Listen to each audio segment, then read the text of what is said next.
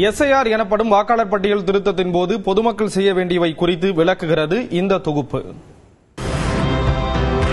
தேர்தல் அலுவலர் வரும்போது நான் வீட்டில் இல்லாவிட்டால் என்ன செய்வது? அலுவலர்கள் உங்கள் வீட்டிற்கு 3 முறை வருவார்கள். முதல் முறை வரும்போது வீட்டில் நீங்கள் இல்லாவிட்டாலும் படிவத்தை வைத்துவிட்டு செல்வார்கள்.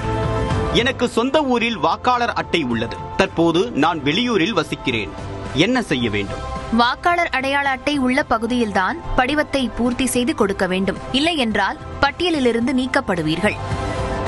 எனக்கு 2 இடங்களில் வாக்காளர் பட்டியலில் பெயர் உள்ளது. நான் என்ன செய்ய வேண்டும்? ஏதேனும் ஒரு இடத்தில்தான் படிவத்தை நிரப்பிக் கொடுக்க முடியும். மற்றொரு இடத்தில் உள்ள உங்களுடைய பெயர் நீக்கப்படும். நான் ஆன்லைன் மூலமாக எஸ்ஐஆரில் பங்கேற்க விரும்புகிறேன்.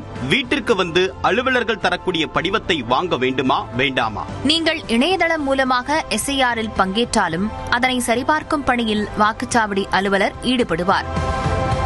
நான் முகவரி அல்லது தொகுதி மாறிவிட்டேன். எஸ்ஐஆரில் பங்கேற்க வேண்டுமா? அதில் முகவரியை அல்லது தொகுதியை மாற்ற முடியுமா?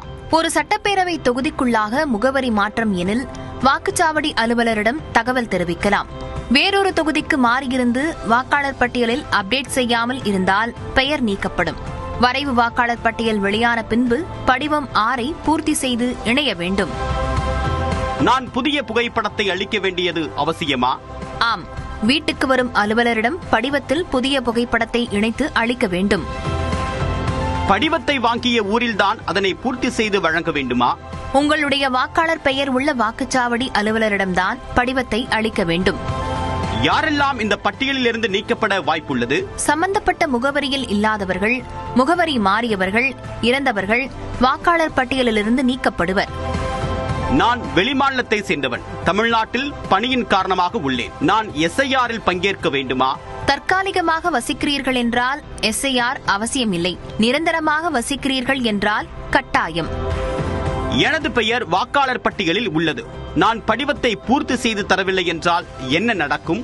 உங்களது பெயர் பட்டியலிலிருந்து நீக்கப்படும்.